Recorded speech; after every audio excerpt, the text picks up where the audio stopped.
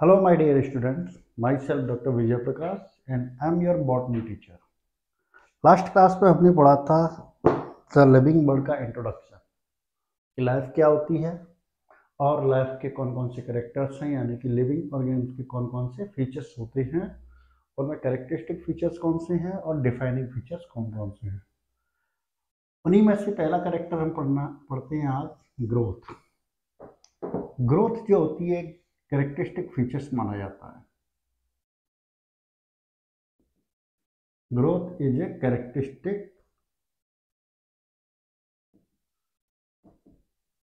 feature of living organisms। Characteristic feature क्यों कहते हैं? क्योंकि नॉन लिविंग्स में भी होती है, नॉन लिविंग ऑब्जेक्ट्स जो होते हैं उनमें भी ग्रोथ पाई जाती है, इसीलिए इसे कैरेक्टरिस्टिक फीचर कहा जाता है, डिफाइनिंग फीचर नहीं माना जाता। अब ग्रोथ की डेफिनेशन देखें। डेफिनेशन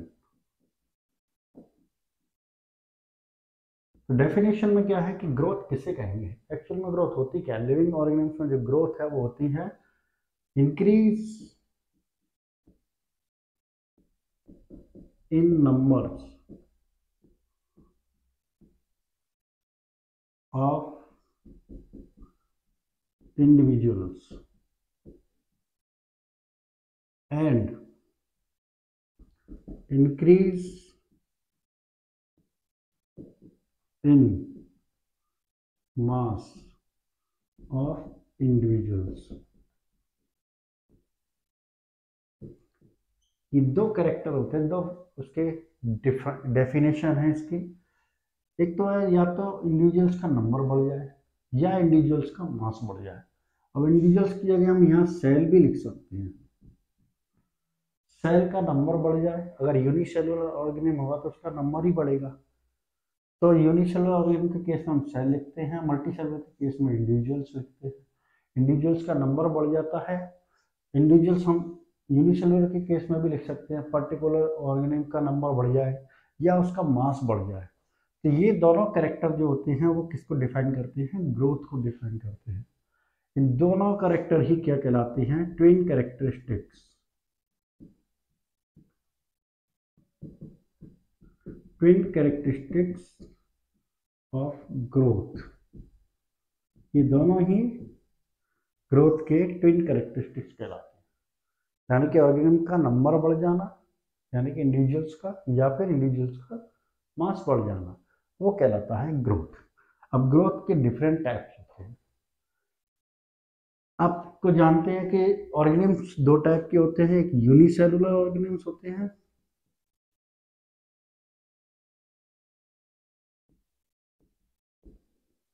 और दूसरे होते हैं मल्टीसेलुलर।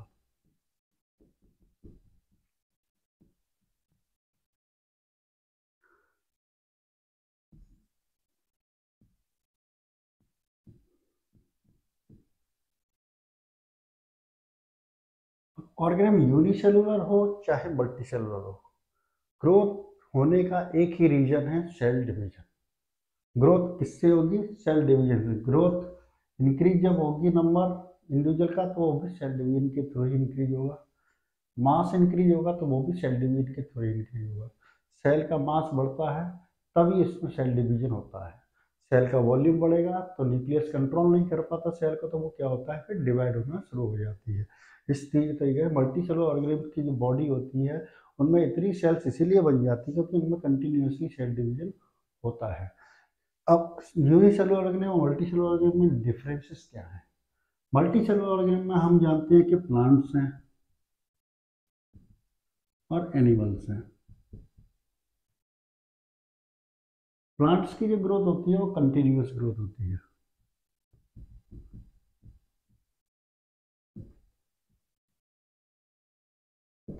यानी कि प्लांट्स अपनी throughout the life growth करते ही रहते हैं by the cell division. Cell division के थ्रू ये कंटिन्यूसली ग्रोथ करते रहते हैं, throughout continuous growth throughout their life span. इस टाइप की ग्रोथ कहलाती है कंटिन्यूअस ग्रोथ, या इसे कह सकते हैं इनडिटर्मिनेट ग्रोथ, इनडिटर्मिनेट ग्रोथ या indefinite growth.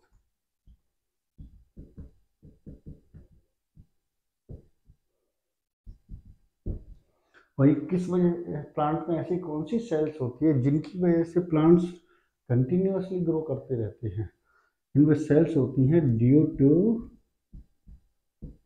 The presence of meristem sales.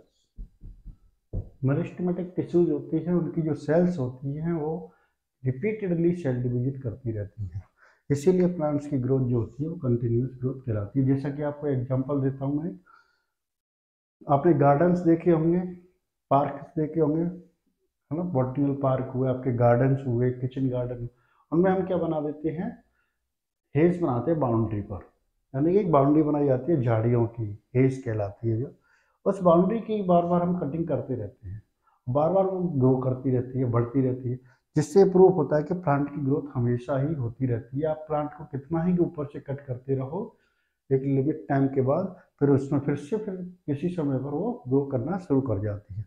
लेकिन एनिमल्स में ऐसा नहीं होता है, एनिमल्स में कंटिन्यूस ग्रोथ नहीं होती, इनकी ग्रोथ होती है growth up to a certain age. एक कोई निश्चित आयु होती है हर एक एनिमल्स की, ह्यूमन हो, डॉग हो, कैट हो, एलिफेंट हो, कोई भी एनिमल हो, उसकी एज होती है, एक डिफाइंड एज होती है, सर्टेन हो जाती है, उसका फिक्स लाइफ स्पान होता है, इसीलिए उसकी ग्रोथ कहलाती है डिसकंटिन्यूअस ग्रोथ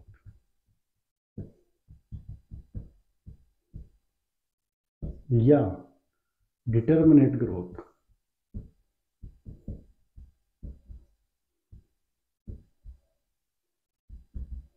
एक डेफिनेट ग्रोथ होती है, डिटर्मिनेट ग्रोथ होती है, डिसकंटिन्यूअस ग्रोथ होती है। लेकिन एनिमल्स के अंदर कुछ सेल्स ऐसी होती हैं, सम सेल्स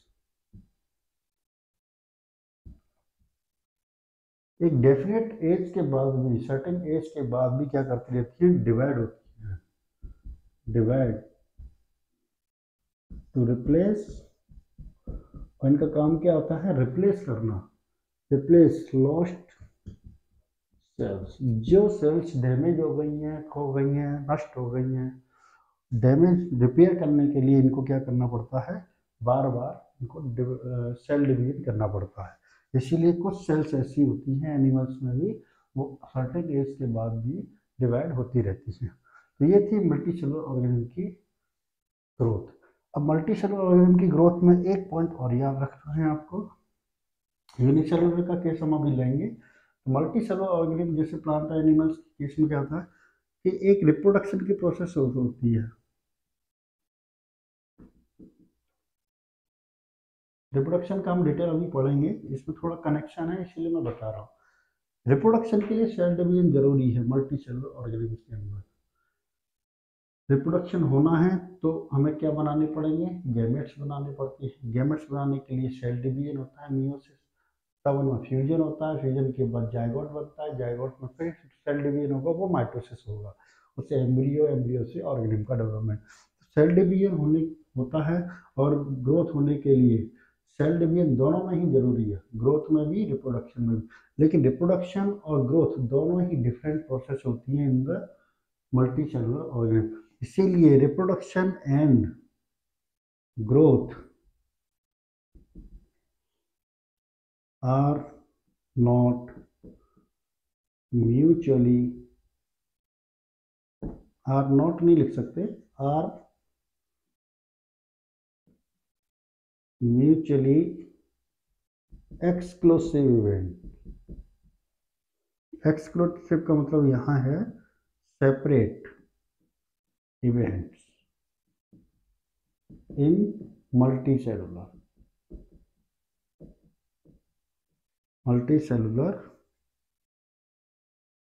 ऑर्गेनिज्म। मल्टीसेलुलर ऑर्गेनिज्म में रिप्रोडक्शन और ग्रोथ एक दूसरे से सेपरेट प्रोसेस होते हैं, म्यूचुअली एक्सक्लूसिव इवेंट्स होते हैं।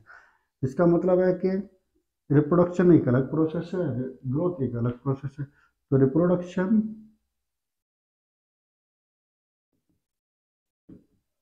Is not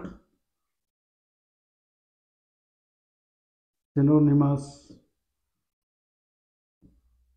with growth in multicellular organism। Multicellular organism में रिप्रोडक्शन और ग्रोथ एक दूसरे के सिनोनिमस नहीं होते हैं, क्योंकि दोनों ही डिफरेंट प्रोसेस मानी जाती है। ये थी मल्टीसेलुलर ऑर्गेनिज्म्स का केस की। अब आता है यूनिसेलुलर ऑर्गेनिज्म्स में।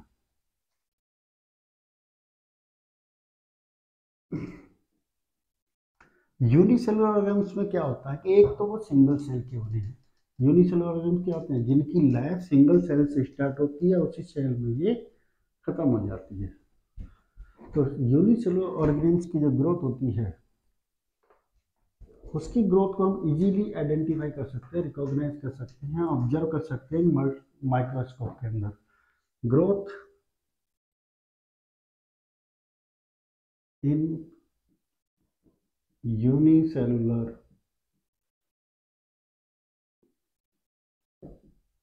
ऑर्गेनिज्म। और यूनिसेलुलर ऑर्गेनिज्म कौन कौन से हैं? एक तो प्रोकैरियोट्स,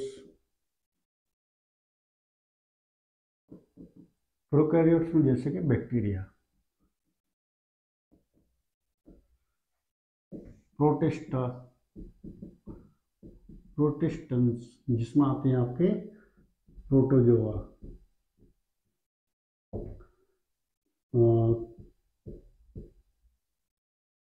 क्राइसोफाइट्स,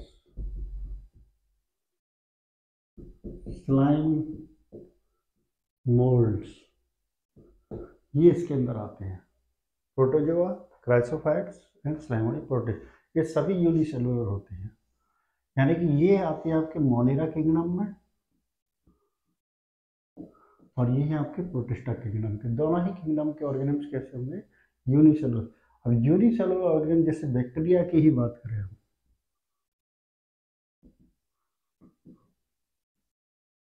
ये है एक बैक्टीरिया। ग्रोथ तो सेल डिवीजन से ही होगी, बस सेल डिवीजन का डिफरेंट टाइप है इसमें, और टाइप होता है इसके अंदर बाइनरी फिशन।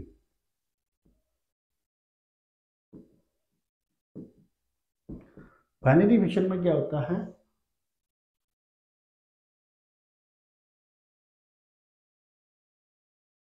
एक बैक्टीरियल सेल है, ये मीजोजोम्स हो गया, ये आपका न्यूक्लिक एसिड हो गया इसका बैक्टीरिया का। न्यूक्लिक एसिड को हम क्या कहते हैं? बैक्टीरिया के न्यूक्लिक एसिड को न्यूक्लियोइड कहते हैं। इस बैक्टीरिया में जब सेल डिवीजन होता है तो इससे दो बैक्टीरिया बन जाते हैं।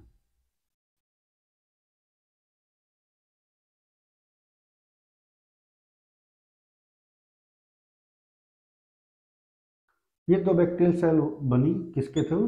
बाइनरी फिशन के थ्रू। अब ये बैक्टीरिया पेरेंटल बैक्टीरिया है, ये बैक्टीरिया प्रोजेनी बैक्टीरिया है। अब एक से दो ये सेल डिवाइड होती है और ये दो बैक्टीरिया बनते हैं, जिसमें मीजोजोम्स और nucleic acid and other cell के जो पार्ट्स हैं, ऑर्गेनेल्स हो गए, जैसे राइबोसोम हुआ, क्रोमेटोफोर्स होंगे इसके अंदर, अदर क्रिस्टल्स होंगे, जो भी इंक्लूजन बॉडीज होंगी, वो सभी क्या होते हैं? डुप्लीकेट होकर के दो पार्ट में डिवाइड हो जाती हैं। ये पेरेंटल बैक्टीरिया से दो बैक्टीरिया बन गए। अब हमें ये नहीं पता कि इनमें पेरेंटल बैक्टीरिया कौन सा है, क्योंकि ये तो दोनों एक दूसरे के सेम टू सेम हो गए।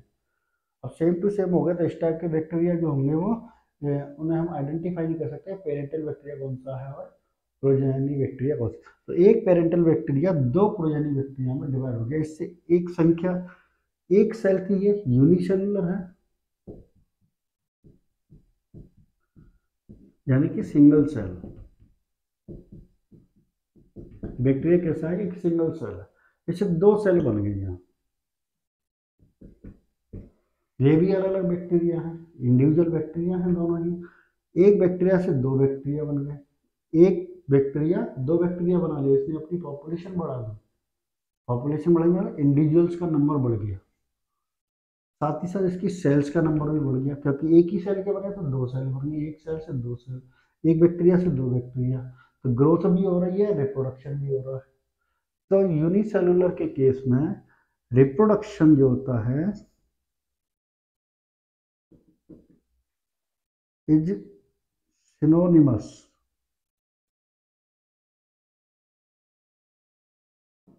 With growth. ग्रोथ भी हो रही है, नंबर भी बढ़ रहा है।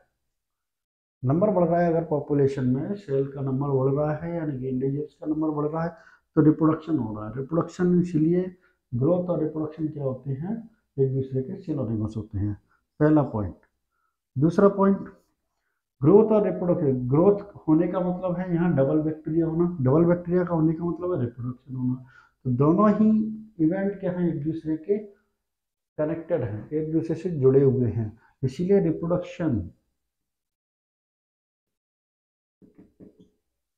And growth are mutually inclusive events.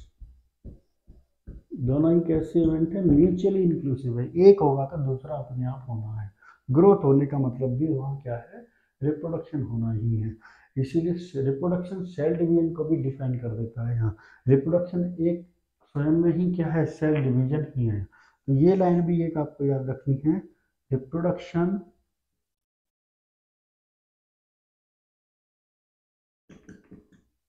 Is itself cell division. स्वयं में ही क्या है, ये सेल डिवीजन है। ये तीनों पॉइंट आपकी एनसीईआरटी की है। अब यूनिसेलुलर के अंदर यूनिसेलुलर ऑर्गेनिज्म जितने भी हैं उनके अंदर हम ग्रोथ को ऑब्जर्व कर सकते हैं इजीली। कैसे, यहाँ मल्टी एक सेल से दो बनी, दो से चार बनेंगे, चार से आठ बनेंगे, एक्सपोनेंशियल ग्रोथ होती है इनमें। टू की पावर एन का केस होता है। टू की पावर एन का मतलब यदि एक साइकिल होगी तो दो सेल बनेंगी, दो साइकिल होंगी तो चार सेल बनेगी। थर्ड जनरेशन आएगी, ये फर्स्ट जनरेशन, ये सेकंड जनरेशन, थर्ड जनरेशन होगी तो आठ सेल बनेगी टू की पावर थ्री से। टू की पावर एन का फॉर्मूला लगता है नंबर ऑफ सेल काउंटिंग करने के लिए। अब सेल अगर हमने किसी पेट्री प्लेट में बैक्टीरिया अगर ग्रो किए हैं तो उन बैक्टीरिया को हम अगर काउंट देखना चाहें कि बैक्टीरिया कितने हैं तो वो क्या बताएंगे, उसकी बैक्टीरिया की ग्रोथ को ही बताएंगे, उनके नंबर हम काउंट कर सकते हैं। तो बैक्टीरिया की ग्रोथ या यूनिसेलुलर की growth can be easily observe under the microscope by simply counting of the cells. ये एक लाइन आपको एग्जैक्टली याद रखनी है कि यूनिसेलुलर ऑर्गेनिज्म की जो ग्रोथ है, growth of unicellular organisms can be observed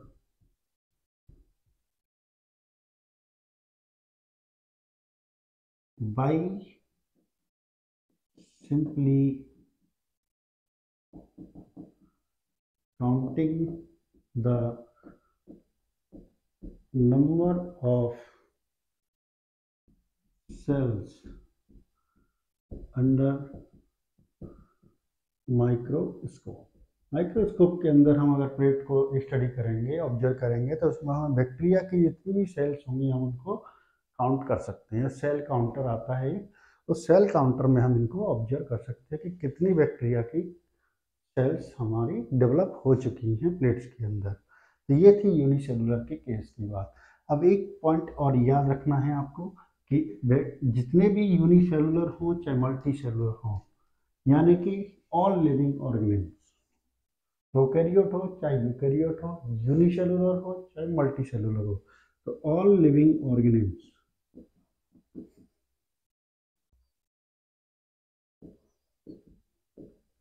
all living organism में जब ग्रोथ होती है आर इनसाइड बॉडी, बॉडी के अंदर होती है, और इस टाइप की ग्रोथ को हम कहते हैं इंट्रिंसिक ग्रोथ।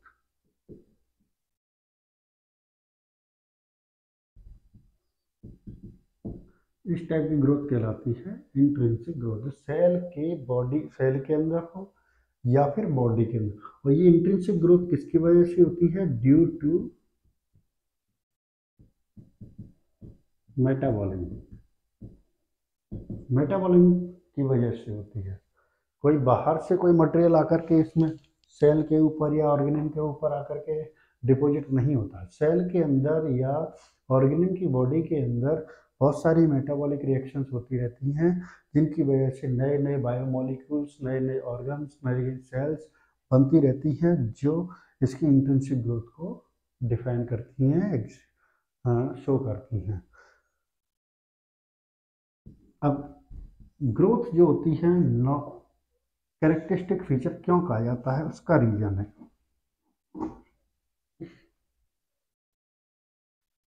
क्योंकि ग्रोथ जो है वो नॉन लिविंग ऑब्जेक्ट्स में भी हमें दिखाई देती है। नॉन लिविंग ऑब्जेक्ट्स,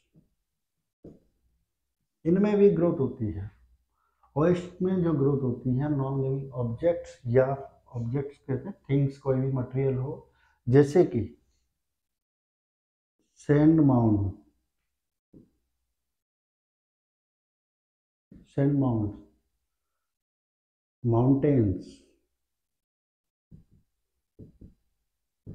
माउंटेन्स जहाँ पहाड़ होते हैं, पर्वत होते हैं, या स्नो माउंटेन भी हो सकते हैं, बर्फीले पहाड़ होते हैं, उनमें भी सैंड ड्यून्स हो गया, कुछ सैंड माउंट्स हो गए, सैंड ड्यून्स हो गए, माउंटेन्स के ऊपर, स्नो माउंटेन्स के ऊपर, इन सब में जो ग्रोथ होती है वो कैसी होती है, extrinsic growth.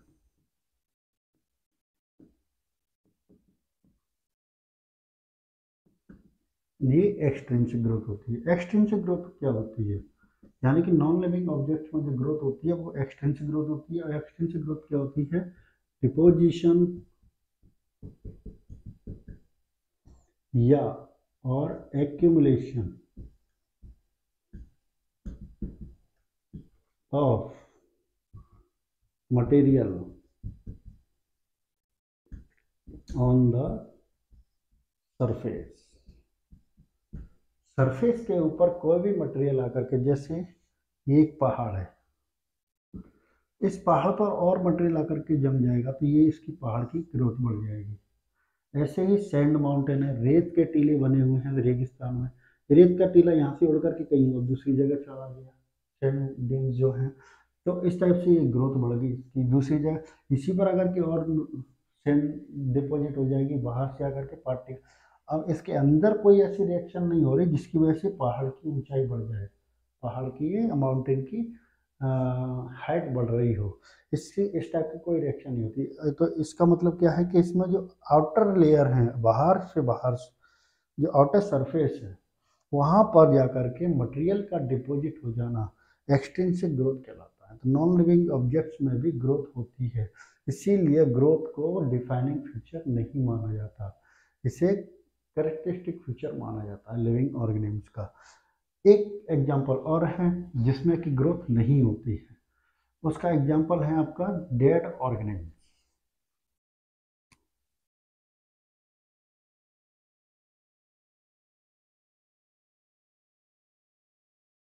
Dead organisms do not grow, ये ग्रो नहीं करते, डेड ऑर्गेनिम्स में कभी भी ग्रोथ नहीं होती है। तो ये था आपका ग्रोथ वाला चैप्टर। एक पॉइंट और, इंट्रिंसिक ग्रोथ जो होती है, अगर क्वेश्चन आता है कि intrinsic growth is a defining feature of the living organism, this is A correct. Intrinsic growth only growth आता है तो करेक्टरिस्टिक फीचर माना जाएगा।